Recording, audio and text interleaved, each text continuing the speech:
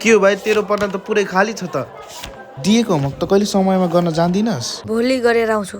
जहिले भोलि भनेछ गर्ने चाहिँ कहिले छैन। उठ उठ।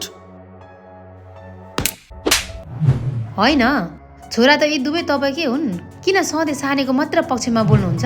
Amrita, don't do your talk to me like this again. Ajay, उसको नाममा के छ त्यस्तो? पुरै मोहनी नै लगाइदियो मलाई। जब जब ऊ मेरो नजिक हुन्छ लाग्छ कि सबै कुराहरू मसँग छन्। उसको त्यो बोली, उसको त्यो व्यवहारले म झन् उसको नजिक भइसकेको छु। उसलाई मैले आँखामा मात्रै होइन दिलमै सजाइसकेको छु। यी केटीहरू छन् नि, यिनीहरूलाई कसरी इम्प्रेस पार्ने के? केटीहरूलाई भनेको धेरै ह्यान्डसम केटाहरू मनपर्छ, जस्तो कि म। तिमी मेरो जीवनको त्यस्तो अध्याय हो जसलाई म कहिले पनि अन्त्य गर्न चाहन्छु।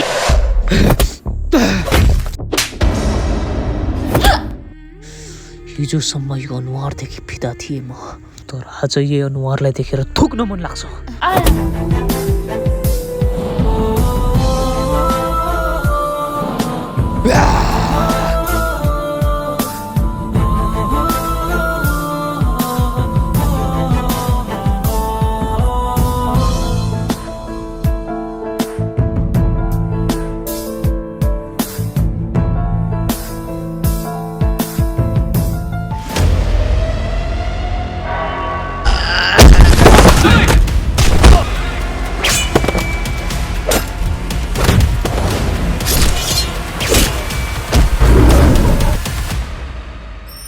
यो जन्ममा त म तपाईँहरूको असल छोरा बन्नै सकिनँ आमा।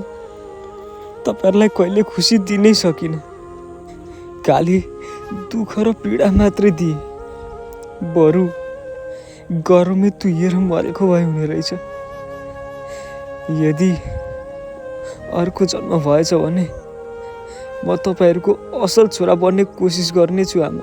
छोरा नजाऊ न हामीलाई छोडेर। जान देऊ त्यसलाई। हाम्रो एउटा छोरा मरेर के भएर? हाम्रो कान्छो छोरा जिउँदै छ नि, भिडियोभित्र।